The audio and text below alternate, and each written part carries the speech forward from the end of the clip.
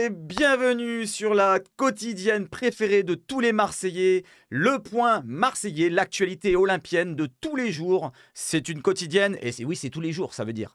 Les amis, on va aborder aujourd'hui du mercato. Voilà, donc il y a quelques petites rumeurs qui sont tombées, dont une ce soir, vous ne l'avez peut-être pas vue, n'hésitez pas à la regarder, la vidéo en entier.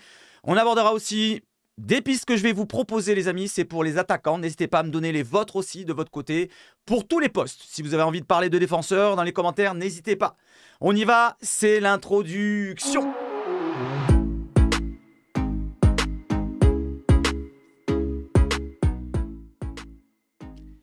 Et on y va tout de suite. Alors, pour commencer, la vidéo de Noël, c'était hier. Pour ceux qui ne l'ont pas vue, elle est encore disponible. Elle est toujours disponible. N'hésitez pas à regarder les anciennes vidéos parce que l'actualité, c'est tous les jours. Et quand c'est le mercato, il faut suivre le mercato tous les jours. On ne sait jamais ce qui peut se passer. Un coup, c'est oui, un coup, c'est non.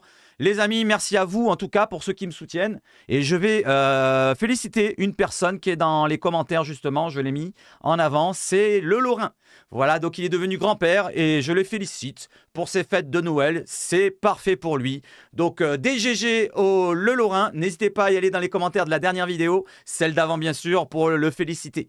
Allez, on part sur l'actualité et on commence par, comme d'habitude, l'éphéméride. C'est l'éphéméride de Jean-Marc Ferreri qui fête aujourd'hui ses 61 ans. Il est champion d'Europe avec l'Olympique de Marseille, pour ceux qui ne le savaient pas, en 92-93. Il est remplaçant, certes, mais il est là. Donc Jean-Marc Ferreri, maintenant il est commentateur. Il est sur M6, il me semble. Et on a d'autres personnes ici dans l'éphéméride, avec le site OM Passion qui nous dit qu'il y a Alphonse Ferrigno, qui est peut-être le frère de l'acteur Lou Ferrigno. Pour ceux qui connaissent, n'hésitez pas à me donner la série où il y a Lou Ferrigno. Samuel Jennings, qui est né même avant la fondation de l'Olympique de Marseille. Il est né en 1898 et c'est son anniversaire. Bon, il est parti depuis le temps, mais bien bon anniversaire à toi. Allez, on passe sur l'actualité, les amis, avec une vidéo qui fait plaisir. Si vous avez envie de rire, n'hésitez pas à aller sur le site OM Official. Vous avez la dernière vidéo qui est sortie donc hier, il y a 7 heures, comme vous pouvez le voir, pardon, excusez-moi. Tu ris, tu perds, c'est un challenge avec l'eau dans la bouche. Il faut voilà, faire des blagues en face et ne pas rire pour balancer l'eau dans la tronche de l'autre. N'hésitez pas à regarder, c'est sympa, je l'ai regardé moi de mon côté. Allez, on enchaîne avec l'actualité. Donc, on a les joueurs qui sont en vacances avec Emran Soglo, qui est avec son copain, l'attaquant de West Ham, Divine Mumbama. Je ne sais pas qui c'est, mais en tout cas, bonne fête à toi. Derrière, on a la famille Aubameyang avec le papa et un de sa famille qui sont dans les bois. Voilà, donc ils parlent des arbres. Avant, quand ils étaient jeunes, ils jouaient au football avec les arbres qui jouaient un petit peu comme les poteaux. Et maintenant, c'est eux les poteaux. Ou je sais pas, j'ai pas très bien compris leur message. Mais en tout cas, bonne fête à eux aussi. Derrière, on a d'autres messages. La photo, pardon, excusez-moi, de Vitinha. Vitinha avec sa copine. Nos Marseillais qui profitent de leurs vacances de Noël. J'enchaîne avec d'autres personnes comme Jonathan Klaus et sa femme avec le petit chien. Derrière, on a la famille Leonardo Balerdi. Voilà, une famille nombreuse. Félicitations à eux, ils sont bien nombreux. Et derrière, on a la dernière, c'est celle de Chancel Mbemba avec sa femme. Jolie photo, ils se regardent dans le blanc des yeux avec la chemise ouverte de notre cher Chancel Demi-Dieu. D'ailleurs, en parlant de Chancel Demi-Dieu, une petite photo, n'hésitez pas à vous arrêter à regarder la photo. Regardez un petit peu pour Deontay Wilder, ceux qui connaissent bien ce boxeur, c'est un poids lourd. Voilà, il ressemble comme 2 gouttes d'eau à Chancel Mbemba, je ne sais pas ce que vous en pensez. Bon, là, il a les yeux un petit peu enflés, il s'est pris 2-3 beignes. Mais en tout cas, il se ressemble. Voilà, donc Chancel Mbemba, comme il dit Tuturigno, qui se met à la boxe juste avant la CAN. On parlera de la CAN d'ailleurs, hein, sur la fin de la vidéo. N'hésitez pas à rester. On parlera des points précis de la CAN et des listes qui vont être dévoilées dans pas longtemps. Allez, on enchaîne avec un petit documentaire qui va sortir du côté de l'Olympique de Marseille. Il sera disponible sur Twitch ce mercredi, donc ce mercredi 27 à 20 h en direct pour ceux qui sont sub sur la chaîne Twitch de l'OM official. Il faut payer. Vous payez avec votre Prime pour ceux qui ont un Amazon Prime, ou alors vous payez 3,99 € pour ceux qui sont sur un PC et 4,49 € ceux sur un téléphone. Voilà, il y aura un objectif match partie 1 de la saison 2023-2024. Voilà, n'hésitez pas à y aller, c'est pas gratuit, c'est payant sur la chaîne Twitch de l'OM. Allez, je continue et je vais sur l'actu. C'est quoi? C'est les dates du mercato hivernal. Je vous les ai montrées lors de la avant-dernière vidéo. Donc, c'est toutes les dates de tous les pays qui sont concernés par le mercato hivernal. Les premiers pays qui sont concernés, il y a la France, il y a l'Arabie Saoudite, il y a l'Allemagne, il y a l'Angleterre qui commencent leur mercato le 1er janvier. L'Arabie Saoudite termine le 30 janvier, la France, l'Allemagne, l'Angleterre le 1er février. Et en dessous, vous pouvez le lire. Si vous voulez regarder plus précisément, mettez une pause et vous pouvez lire tous les pays qui sont mis à l'écran. J'enchaîne moi de mon côté et je vous mets la première info mercato. Attention, tenez-vous bien, c'est une pépite. C'est une pépite, malheureusement, on va dire, africaine et c'est un Marocain. Selon H24 Info, Bilal El Hanous aurait été proposé à l'OM par le biais de Mehdi Benassia. Donc Mehdi Benassia commence à poser ses billes, mais malheureusement pour ma part, c'est un joueur marocain. Il va partir à la CAN. On va en parler un petit peu. J'ai ouvert plusieurs pages justement pour ce cas précis. C'est un excellent joueur. Là, c'est un joueur, une pépite européenne, voire mondiale. Il a que 19 ans. On va regarder sa fiche Transfermarkt. Mais voilà, donc ça pourrait coûter cher. Et on va aller voir. En tout cas, lui, il voudrait venir. Voilà, donc dernièrement, Bilal El Hanous, comme nous dit OM Inside, il avait fait une interview il y a quelques mois et il nous avait dit, bientôt, je vais avoir le maillot d'Ousmane Dembélé, donc le Pupukien, via un ami en commun. C'est super, même si je ne suis pas un grand fan du Barça. C'était à l'époque quand il était au Barça. Mais moi, moi c'est plutôt le Real et surtout l'OM. Il est surtout pour le Real et surtout pour l'OM.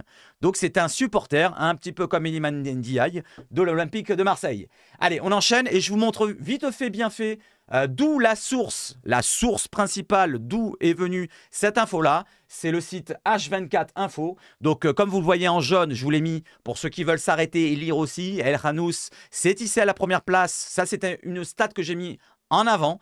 Une première place du classement des U20 ayant généré le plus d'actions conduisant à un tir en championnat avec pas moins de 95 actions. Alors attendez, 95 actions dans ce classement de DataFoot. L'international marocain s'est retrouvé devant Johan Bakayoko de UPS Eindhoven ou encore Jude Bellingham, le joueur du Real. Le milieu offensif devra faire le voyage avec les Lions de l'Atlas en Côte d'Ivoire pour disputer la CAN, malheureusement. Voilà, donc c'est ça le plus gros problème. On va aller voir sa fiche Transfermarkt pour El Hanous. N'hésitez pas à me donner votre avis sur ce joueur-là. Est-ce que vous êtes hypé pour cette rumeur, cette info? Je ne sais pas comment le prendre. Mais en tout cas, ça risque d'être difficile. Alors, point de vue salaire, vu qu'il vient de Genk, comme vous le voyez en haut, il est dans le club belge. Je ne pense pas qu'il a un gros salaire. 19 ans, je ne pense pas qu'il a un énorme salaire. Cela dit, il a un contrat jusqu'en 2027. Sa valeur Transfermarkt est estimée à 22 millions d'euros. Donc, ça coûtera excessivement cher. Aux alentours des 25, 30 ou je sais peut-être pas plus. En tout cas, c'est un Marocain. Peut-être qu'on aura un prix avec Benassia qui pourra faire des affaires, je ne sais pas. Sélectionné à 3 reprises avec le Maroc, milieu offensif, 1m80. C'est un profil, alors on va le dire à la Aminari, Tounaï, entre les deux, on va dire. Je ne sais pas ce que vous en pensez, ceux qui le connaissent bien. Voilà, donc vous l'avez là. Regardez son profil, milieu offensif, milieu central, valeur 22 millions d'euros. Et il a un agent particulier, ça m'a fait rire quand je l'ai lu, El Hanous Team. C'est la famille d'El Hanous directement, qui est donc son manager, son agent du côté des affaires pour sa carrière. Voilà les amis, sa carrière, pour l'instant on va parler juste de cette saison. Il n'a pas fait beaucoup de matchs dans sa carrière, il n'a que 19 ans. 33 matchs cette saison avec Genk et en qualification de Champions League et Europa League. 33 matchs, 3 buts et 4 passes décisives. Il est décisif toutes les 830 minutes environ pour 2500 minutes de jouer. Voilà, c'est un joueur quand même qui a de la qualité technique. Et le physique, ça ressemble un peu entre Harit et Unai, moi je vous le dis, tout simplement. Voilà les amis, n'hésitez pas à me dire ce que vous en pensez pour cette piste. Est-ce que ça vous hype ou pas? C'est à vous de me le dire dans les commentaires. Et j'enchaîne derrière avec une autre. Une rumeur plus farfelue pour ma part. Donc c'est l'équipe qui nous fait plus ou moins un résumé de la situation de Raphaël Varane, qui est en difficulté du côté de Manchester United. Il ne joue plus beaucoup, il est souvent remplacé, il est même au 4e ou 5e choix du côté de United.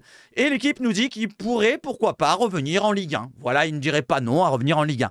Mais moi, de ce que j'ai vu, c'est plus du côté de Lens pour ses antériorités avec sa carrière qui a commencé là-bas à Lens, plutôt qu'un club comme Marseille ou d'autres clubs en France. Après, Cela dit, l'OM peut proposer un salaire plus grand, mais comme on est encadré de la masse salariale, je ne pense pas qu'on puisse se positionner sur ce joueur. On va regarder sa fiche Transfermarkt vite fait, les amis. N'hésitez pas à me dire ce que vous en pensez. Raphaël Varane, selon vous, est-ce que l'OM doit se positionner dessus? Est-ce qu'ils peuvent se positionner dessus?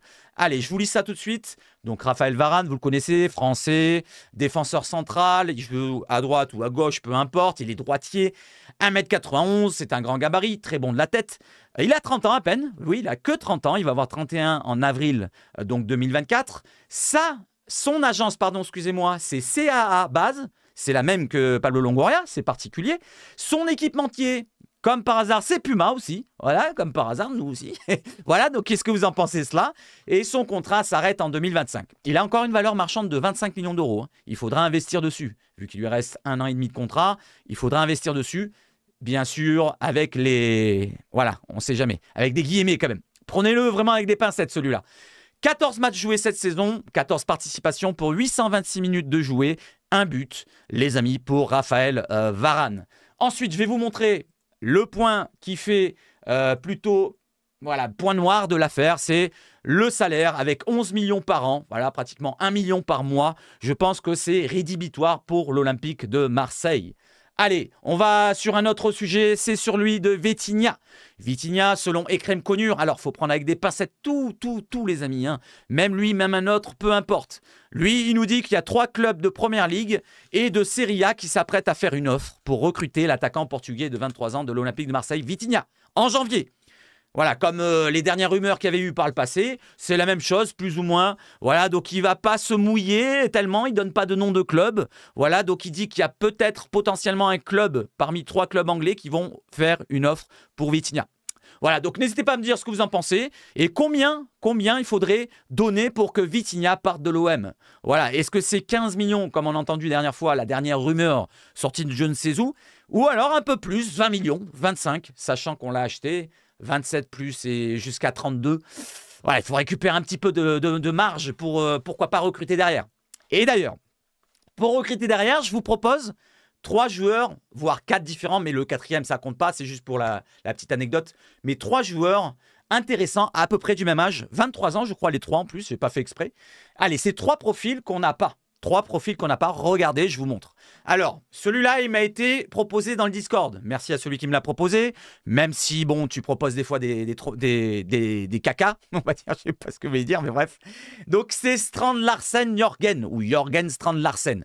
Un joueur à un gabarit impressionnant. Il est norvégien, 1m93. C'est assez costaud. Il est droitier. Je ne vous montre pas sa fiche première du profil, mais il est droitier. Il est né en 2000, donc il n'a que 23 ans. C'est comme Vitinha, hein. Pratiquement pareil. Ils sont nés pratiquement à quelques jours d'écart. Vitinha, je crois que c'est en janvier ou mars, je ne sais plus. Et lui, c'est en février, donc c'est pareil. 11 sélections avec la Norvège, 3 buts. 15 millions de valeur de Transfermarkt, c'est à peu près pareil que Vitinha dans sa valeur Transfermarkt. Il a un contrat jusqu'en 2028 du côté de Celta Vigo. Cette saison, il a marqué 7 buts en 19 rencontres de Liga. Voilà, donc il s'est imposé du côté de Celta Vigo. Ça fait quelques saisons qu'il est là-bas. Et il est avant-centre où il peut dépanner sur le côté droit. Voilà, donc pour ceux qui connaissent, n'hésitez pas à m'en parler. Il a joué du côté de Groningen avant d'être en Liga avec 71 matchs, 27 buts et 9 passes D.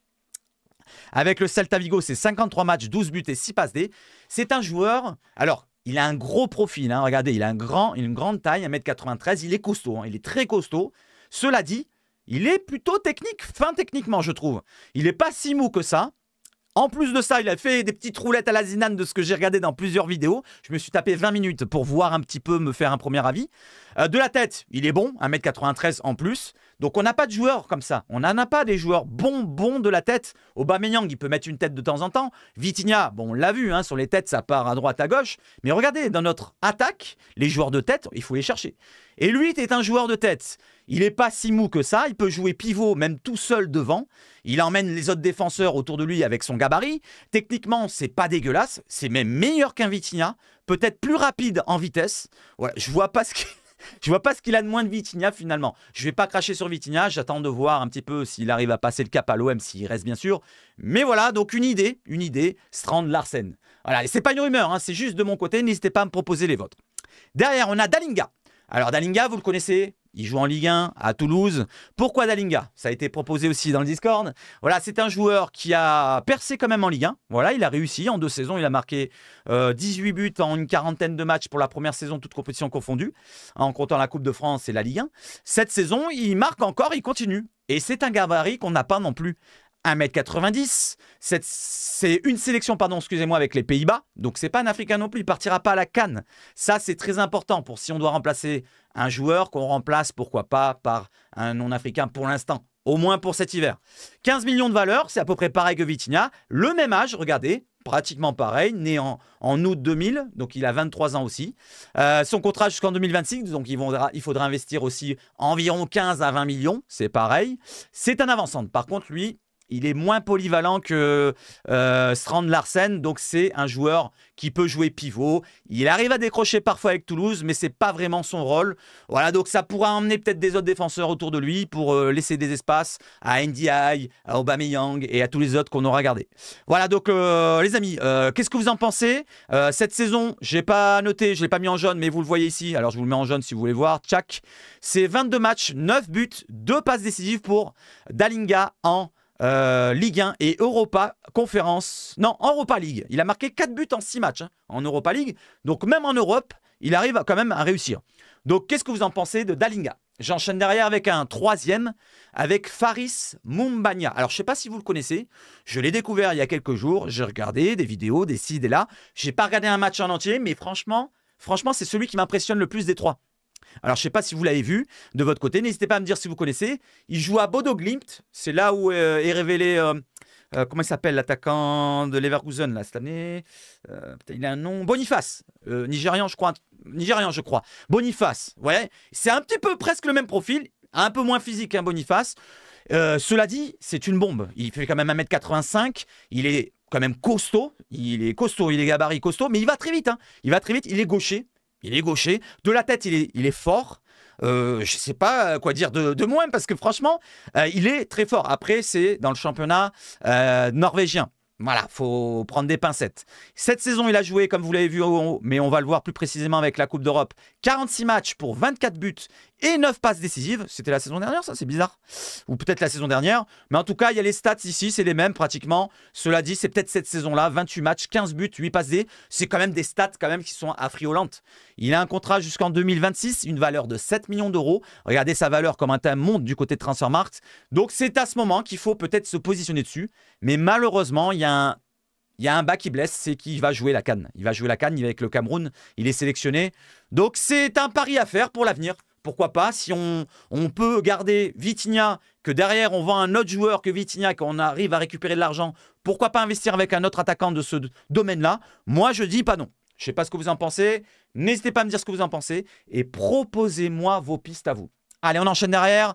Donc là, ce n'est pas vraiment une piste. C'est juste pour vous dire que Sanchez, il est normalement peut-être sur un départ de l'Inter et il va rejoindre, pourquoi pas, l'Arabie Saoudite de Benzema et Al Ittihad. Allez, maintenant, on va voir un petit peu sur le point de la CAN avec les Marseillais, bien sûr. Les Marseillais qui sont concernés. Vous avez en bleu, j'ai marqué, faites pas attention à l'écriture parce que c'est avec un stylet tactile et tout bordel. Bon, bref. Harit et Ounahi qui sont présélectionnés avec le Maroc et ils vont être sûrement sélectionnés. Cela dit, la liste sera dévoilée le 28 décembre, comme vous pouvez le voir, c'est jeudi à 11h du matin. Voilà donc la liste du Maroc pour jeudi. On enchaîne derrière avec le Maroc. Il y a une source qui nous sort un leak donc, de cette liste marocaine et qui nous dit que Harit et Ounahi seraient déjà dans la liste pour aller à la CAN. Voilà, donc toute la liste est déjà prête. C'est un leak qui sort d'un média marocain, Al-Muntakab, je ne sais pas si je le dis bien, mais en tout cas, ils nous disent que Harit et Ounahi seront à la CAN. Voilà, on ne s'y attendait pas autrement. Allez, on y va et on continue avec d'autres sélections pour nous, pour les Marseillais, avec Chancel Mbemba. Vous voyez, je l'ai marqué un petit peu dégueulassement, mais Chancel est dans la liste probable de la République démocratique du Congo. Cela dit, c'est le capitaine, il va y être titulaire et il va y être à la CAN, donc ça va être un troisième joueur en moins. Après, la liste, je ne sais pas quand est-ce qu'elle va être dévoilée. Normalement, c'est le 3 janvier pour le Max à délivrer sa liste à l'organisation de la CAN et il ne faut pas attendre après. Allez, on continue Et on continue avec une autre sélection, c'est le Cameroun. On parlait d'un Camerounais avec Simon Nga-Pantetenbug, vous le voyez à la place 29. Et vous voyez aussi François-Régis Mug à la place 50. Donc, s'il est placé tout en bas, peut-être qu'il ne jouera pas la CAN. Cela dit, en dernier, c'est Eric Choupo-Moting. Je pense qu'il y va peut-être. Donc, je ne sais pas comment le prendre. Si François-Régis Mug, il sera à la CAN. Si Simon, il sera à la CAN. S'ils y seront les deux. Cela dit, bon, comme vous le savez, ils sont remplaçants à l'OM. Ils n'ont même pas leur temps de jeu qu'il faut. Peut-être Mug un peu plus. On va leur souhaiter d'y aller quand même pour se donner un petit peu de temps de jeu s'ils peuvent rentrer. Je ne sais pas, hein, Simon, s'il a de la chance de que Onana se blesse ou pas. Voilà, donc pour le Cameroun, on verra, on va attendre que la liste se dévoile aussi. Après, nous avons la Côte d'Ivoire. La Côte d'Ivoire avec Meïté. Meïté qui est dans les derniers présélectionnés aussi, 52e. Donc vous le voyez tout en bas, j'ai marqué Meïté avec les 2 petits points. Voilà, donc est-ce qu'il sera dans la sélection? J'ai un gros doute. Il y a d'autres joueurs devant lui qui ont plus d'expérience dans l'Europe, même pas dans l'Europe. Donc, à mon avis, Meïté, on va le garder avec nous. Je l'espère. Voilà, qu'il ait un petit peu de temps de jeu. Quand il n'y aura pas de Mbemba, c'est lui qui va reprendre peut-être le flambeau. Allez, je continue avec la dernière sélection. C'est le Sénégal qui nous importe un petit peu beaucoup, même, puisqu'on a 3 joueurs là-bas. La CAN 2023, Aliou Cissé publie sa liste le 8 janvier. Alors, vous allez me dire, je viens de dire de 3 janvier. Pourquoi il dit le 8 janvier, cet abruti, en parlant de moi, hein? Cela dit, je vais vous lire ce qui a marqué dessus, l'article. Alors, CAN ivoirienne prévue le 13 au 11 février, du 13 janvier au 11 février. Je continue, le quotidien a appris que le début du regroupement des Lions est calé à partir du 30 décembre. Les Anglais seront les derniers à arriver, car avant, il y a le Boxing Day du 26 décembre au 2 janvier. Donc, ils ne pourront pas être là à partir du 2. Donc la liste, à partir du 3, ça sera difficile de la donner. Il y a beaucoup de Sénégalais qui sont en Angleterre, selon le média. Aliou Cissé devrait respecter le délai du 3 janvier, date limite pour l'envoi des 27 heureux élus pour la 37e édition de la CAN. Et finalement, sauf changement de dernière minute, c'est le lundi 8 janvier, veille du départ pour Yamoussoukro, que El Tactico, c'est son surnom, fera face à la presse pour commenter sa liste des 27, entre autres au sujet d'actualité. Voilà, donc c'est le 8 janvier qui délivrera la liste pour les 27 Sénégalais qui seront partants pour cette CAN 2023. J'allais dire 27, je ne sais pas pourquoi. Voilà les amis, donc on continue avec Football Club de Marseille qui nous indique pour quelles raisons ça pose problème. Pour quelle raison aussi, pourquoi il y a un problème aussi, c'est qu'il y a des problèmes de paiement. Voilà, Aliou Cissé et son staff n'ont pas reçu de salaire depuis près de 6 mois. Cissé n'a pas voulu faire fuiter cette information et c'est pour ça peut-être que ça retarde un petit peu aussi la liste. L'explication sur le début de saison compliqué d'Iliman Ndiaye, ça aussi je tenais à vous le lire. Régis Bogart, entraîneur adjoint de la sélection sénégalaise, a été questionné par la Provence. Ce dernier explique que le problème est surtout mental. Iliman Ndiaye n'arrive pas à se libérer encore. C'est un très jeune joueur, 23 ans, qui construit encore sa maturité. En l'espace de 6 mois, tout lui tombe sur la tête. C'est avant tout un joueur d'axe. On l'utilise essentiellement comme tel. Il est capable d'apporter une grande valeur ajoutée à la construction du jeu. C'est un accélérateur de jeu, même si vous l'avez peu vu. Voilà, donc c'est l'adjoint de la sélection sénégalaise, l'entraîneur adjoint, Régis Bogart, qui nous précise qu'Iliman Ndiaye manque un petit peu sur le mental. Voilà, c'est sur le mental qu'il est touché. Il est un petit peu touché sur cela. Il est un petit peu fragile. On va attendre peut-être qu'il s'impose du côté de l'OM. Et pourquoi pas se redonner confiance pour le mental, justement, avec cette CAN. Allez, on va bientôt clôturer. Ça va être plus court que d'habitude. Je pensais que ça allait être plus long. Mais juste pour la petite déconnade, une petite vidéo qui dure pas très longtemps. Alors, j'ai trouvé, pourquoi pas, la piste idéal pour notre attaquant, le futur attaquant de l'OM. N'hésitez pas à regarder, ça dure quelques secondes. Et dites-moi, il y a un truc qui va s'envoler. Et dites-moi ce que vous croyez que c'est. Est-ce que c'est une chaussure ou un ballon? Allez, je vous dis au moment où vous devez regarder. Regardez bien l'écran, les amis. Et je vous envoie la petite vidéo. Let's go, cacao. Allez, je mets lecture. Regardez bien. Hop, un petit manqué. Il fait un petit roulé-boulé par terre. Il se relève. Il a un peu perdu. La petite frappe. Un petit peu manqué. Alors, je peux même mettre le son, tiens. Et la frappe, là. Regardez le ballon. Est-ce que c'est un ballon, une chaussure? Alors, je remets vite fait. Regardez. Regardez. Là, la frappe. Et là, est-ce que c'est le ballon ou la chaussure? C'est quoi, ça? C'est quoi cet objet volant? Je croyais que c'était le ballon au début. Après, je regarde, c'est plat. Et je regarde ces chaussures, elles sont noires. C'est quoi pour vous, les amis? Allez, n'hésitez pas à me répondre. Qu'est-ce que vous voyez qui s'envole là-bas derrière le but? Je pense que c'est peut-être sa chaussure, mais en tout cas, voilà, bon, là, c'est le début de la vidéo. C'est un marrant, voilà, donc, les amis, je clôture. En tout cas, je vous remercie. Je vous remercie pour ceux qui ont regardé la vidéo jusqu'au bout. Merci en tout cas à tout le soutien que vous me donnez.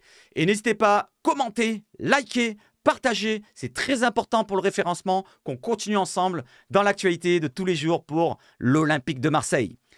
Vive le foot chez Seb H Foot. Et surtout, à demain. Et allez l'OM!